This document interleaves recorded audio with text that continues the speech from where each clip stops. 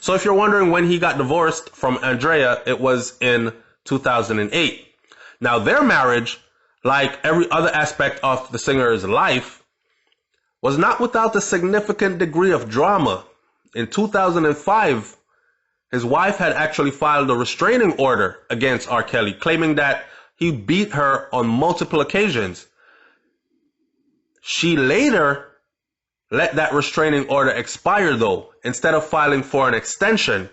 So, in a spring 2007 interview with Essence, R. Kelly's wife shrugged off the questions when they asked about the restraining order. She said, that's old news. And she also denied the couple's then separation had anything to do with the child pornography case. I'm no fair weather wife, she said. In other words, she was saying, I'm down for the long haul. I am here to go through all the problems with R. Kelly. He is my husband. I'm no fair weather wife. I'm not here when it's good and gone when it gets bad. At the time, she had maintained that they simply grew apart, but that they were actually working on trying to put their relationship back together.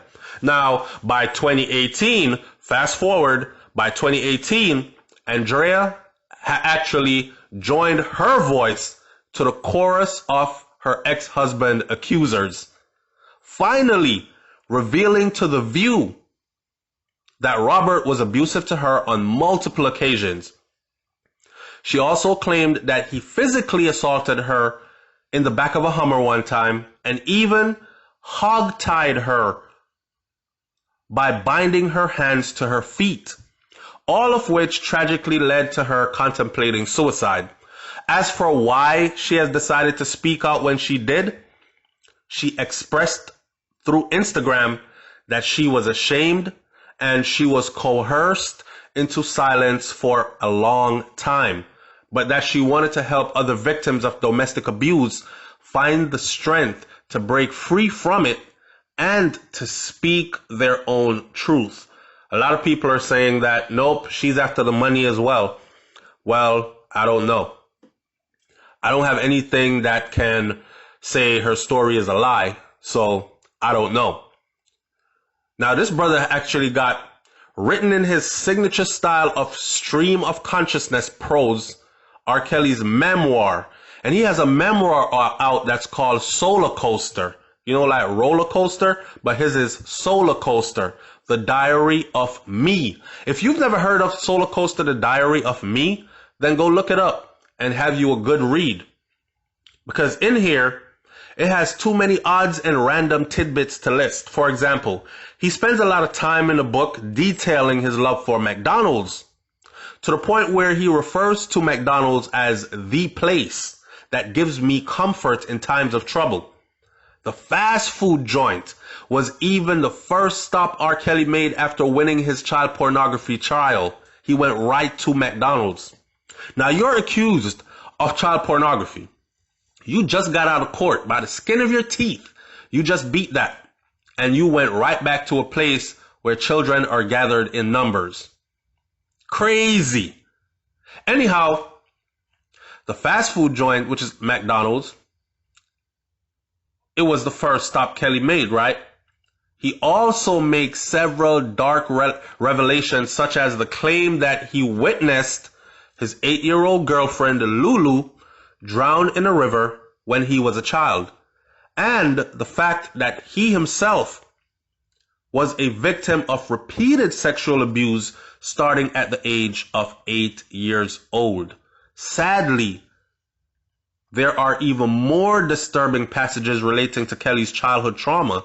First, he recounts a time when, as a child, he peeked into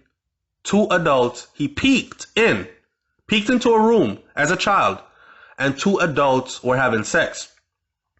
When they caught him watching, instead of being mortified, they actually invited him to watch them as they finished up, and even had him take photos of them while they were doing it. From there, R. Kelly claims that an older woman in the house started physically molesting him. This was printed in LA Weekly. It was a sad glimpse into the past that many viewed as a logical puzzle piece regarding his own history of sexual misconduct allegations. In other words, people are saying he's sick. He is sick because he's been enduring this type of stuff since childhood. So you know that whole cycle of hurt people. If they don't get help, abusers abuse. In his role as a music critic, Jim DeRogatis spent years covering R. Kelly for the Chicago Sun-Times. Now, throughout his entire tenure at the Chicago Sun-Times, he wrote piece after piece detailing charges brought against R. Kelly over not just the video recording at the center of the child pornography trial, but also dozens of additional accusations of statutory rape. In 2013, DeRogatis sat down with the Village Voice reporter Jessica Hopper. I don't know if y'all remember that. And he laid in all on the table in an effort to try to understand why the general public, in particular, Kelly's loyal fan base, didn't seem to mind that this man had these charges and they were constantly coming up. I think in the end, there were like 24 women with various levels of details. Obviously, the women who were part of the hundreds of pages of lawsuits, hell of a lot of details. There were girls who just told one simple story. And then there were lots of girls who told stories that lasted hours, which still makes me sick to my stomach, he said. It never was one girl on one tape or one girl and then Aaliyah. Like Hannibal Buress, now infamous 2014 stand-up show in Philly that unearthed Bill Cosby's previously buried rape allegations, DeRogatis' piece trained a spotlight on the singer's scandal. Kelly characteristically downplayed the bombshell report when it dropped, telling Atlanta V103 through the HuffPost, well, I feel like I got a football, man. I'm running towards a touchdown and stopping and looking back, mess around, I'll get tackled. He may have been onto something there. R. Kelly did himself no favors during what was supposed to be a tell-all GQ interview in 2016, because instead of offering candid confessions or apologies, R. Kelly rambled through many contradictory statements and got caught in a giant lie. He even repeated the same defense he's been using for years in the face of multiple accusations that he had sex with underage girls. They were all liars and extortionists, and he only settled with them on the advice of his lawyers, which he now regrets. Kelly also tripped himself up by absolving his own alleged abusers, admitting that he recognizes that sexual abuse is cyclical. As such, he assumed that his abusers had themselves been abused. So in other words, then he was saying he recognized that sexual abuse is something that's cyclical. So it goes around in a cycle. And so he was assuming that, hey, the people that abused him, they themselves were at one time abused, which is an astounding admission for him to make, since by his own logic, it would stand to reason that he would then become a sexual assailant at some point. He explained that away by saying that poverty is also a cycle from which he broke free. So ditto for the sexual abuse stuff. Then there was the outright lie, in which Kelly claimed that he was at his beloved mother's bedside when she died. He told this story differently, however, in both his book and in the Vibe interview, claiming that he received a phone call notifying that she had passed. Now, call us crazy, but lying about your mom's death, now that's probably last thing you would do in the middle of your soul-bearing attempt to set the record straight on your own shady past. In July of 2017, BuzzFeed reported that 3 sets of parents claimed R. Kelly was holding their daughters in a cult in Atlanta and in Chicago homes, controlling everything they do, from how they communicate to what they eat, as well as videotaping their sexual encounters. Now, in the report, Kelly's former personal assistant, Cheryl Mack, described Kelly as a master of mind control and a puppet master. 2 former lovers of R. Kelly corroborated the parents' claims, and they came out alleging that R. Kelly also physically abused the women if they dared to be too polite to any male that was in their presence.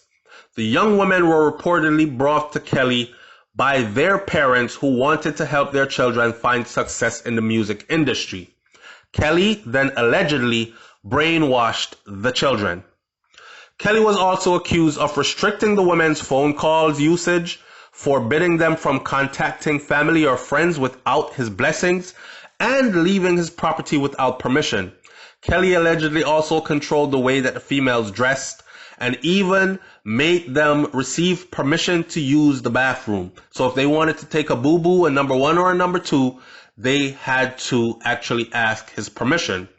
At least one of the women has spoken out multiple times denying that she is being held hostage, but more on that. Kelly has overwhelmingly denied all allegations against him. All allegations. R. Kelly is saying everybody has ganged up on him, they're telling lies on him, and they're trying to defame him and lock him up for life. He is in a fight for his life. One of the so-called survivors of R. Kelly's alleged sex cult, who was Jarhonda Pace, Jarhonda Pace made it clear that she was not with the singer because she wanted to be, but because she had been manipulated and abused into submission. I felt like a prisoner. I didn't have anyone to talk to. It was just me. I went into a depression, she said, on the 2019 Lifetime docuseries Surviving R. Kelly. I was mentally drained because he would break me down, then build me up, then make me feel like shit again, then do it all over again. He would really manipulate my mind. The breaking point for me, though, was when Rob slapped me and he choked me until I blacked out. That's when I said, hell no, I gotta get out of there. And guess what? There were many more stories that followed just like that one. It's crazy. R. Kelly's accuser, Laura Van Allen, alleged in the same Surviving R. Kelly docuseries through Rolling Stone that she made several explicit videos with the singer. Oh, he used to videotape us all the time while we did it. Oftentimes I would wonder why. She expressed that she never actually gave consent to be filmed because he never asked her permission. It was like, we're going to do it and the cameras are rolling. But also said that he never hid what he was doing from her either. Kitty Jones actually also made similar accusations in a 2017 interview with the magazine. Reporter Jim DeRogatis, who chronicled R. Kelly's crime sex allegations for years, told the Village Voice that it wasn't just the volume and the number of sex tapes R. Kelly filmed, but it was the content that was allegedly within them that was so disturbing. The videotapes, and not just one videotape, but numerous videotapes, and not Tommy Lee, Pam Anderson, Kardashian fun video, he said. He then described the act on a particular tape as a rape act, adding, so we're not talking about a rock star misbehavior here, which men or women can do. We're talking about predatory behavior. Their lives are ruined. Just read through the details of the lawsuits.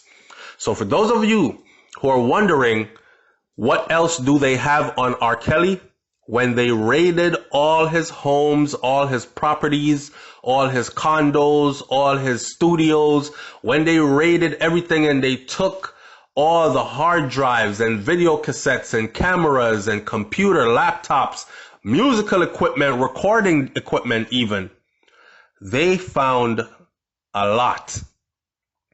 And when his trial finally comes, all these tapes are going to come out. There's rumors out there of one of the tapes where it was obvious that this girl was underage, not an adult age, and she was actually drugged or looked to be in a state of where she was incapacitated. And she was maneuvered and manhandled on tape. Why R. Kelly would keep these things? First of all, why would he do these things? I don't know. But why he would videotape it and then keep these things? Dumb as hell. Now, to Robert, Dominique is like the rebellious one. We're talking about the girls that he was with, right? The last two. She stays in trouble with him. She's a little tomboyish, and Robert plays on that. So he had molded her into the boy he wants her to be. This is what the employee had said, who chose to remain anonymous. So he had her shave off all her hair and carried herself like a boy, and even had her dress in boy's clothes, and even painted a beard and a mustache on her so she looked like a male. So he treated her like his boy toy. Ew. Now, according to USA Today, Gardner fled from R. Kelly's house or his condo during an episode of Surviving R. Kelly at the urging of her mom, and we all watched it. I've seen it. Well, this story with R. Kelly seems to have no end, because one of R. Kelly's former employees also claimed that he helped to forge the documents to the Step in the Name of Love singer to marry R. Kelly. And that's big, because that person themselves are now caught up in court and are currently in the process of cutting their own deals to save their own self. So guess what they are going to do? They're probably going to serve as witnesses for the state against R. Kelly, which will put the nails in his coffin. Kelly's team members alleged in the docuseries that the singer had beds in every room of his Chicago recording studio, with one of his former backup singer, Javante Cunningham, alleged that Kelly sexually violated a friend of hers when she and her friends were just teenagers at the time, and he did it in front of everybody. There are even stories where they have said males, he would have males give him oral, and he would force others to watch. Now, this tends to mean that he is bisexual, and it could also explain why he had groomed that female to be a male, had her dressing like a boy, even painted a beard on her face. Weird. I think R. Kelly got away with a lot for a long time, and I think there were a lot of people that were making a lot of money off of him, so they wanted to protect the cash cow. However, I do see the difference, because people like Harvey Weinstein, they were allowed to go home and get their lawyers and prepare for their trial and mount a defense. Whereas in R. Kelly's case, he's been accused many times. He has been to court many times on serious accusations just like these, and he has never ran. He has never fled. So to his defense, he has actually always showed up to court. Whether he was going to go to prison or not, he showed up. So his track record should actually show that he's not a person that's going to run. He's going to stay. My personal opinion, though, is that if R. Kelly is released, that he is so traumatized at this particular time that I personally think that he will actually end up taking his own life. He is under watch right now. So he is not able to take his life. But if given freedom, even if he is confined with an ankle bracelet to a room, if given freedom, I think R. Kelly will find a way to smoke his last blunt, pop his last bottle of his favorite expensive champagne or wine, do what he does one last time, and it'll probably be with them as young as he likes them, and he will then take his own life, whether it be by overdose or it be by gunshot or hanging. I don't know how it'll be. It's kind of a morbid situation just even thinking that way. But just like his own brother said, I can do time. My other brother, he could do it too. He's built for that. But we know for a fact that Rob is not built for this. And he is not going to survive it. Regardless of what, he is still my brother. We all got messed up family members. This is his brother talking. We all got messed up family members, and we don't disown them. We condemn the wrongs that they do, but we still have to be there for them because that's our family member. And I'm going to leave it right there. Leave your comments in the comment section below and tell me, do you think that R. Kelly is going to be able to beat these charges? Now, remember what I just said about the videotapes that these sources have described. And there are a lot of videotapes as they described it. And majority of them have gross things on them that are evidence to put him away.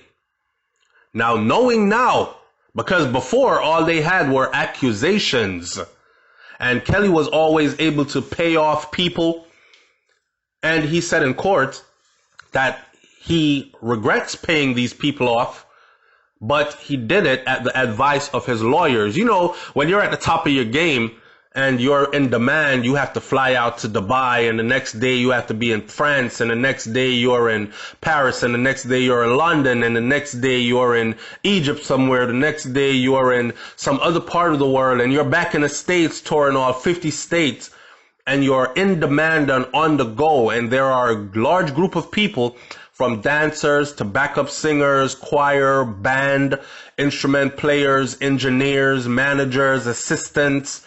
When a group of people depend on you, they tend to want to keep the ball rolling. So their lifestyle, their paycheck continues to roll in at the rate it's rolling in now. So it makes sense that his lawyers would say, look, this is what we have on the table. This is what you're being accused of. Here what? Let's not take this to court. Let's approach these people with a deal outside of court. Let's give this person $500,000.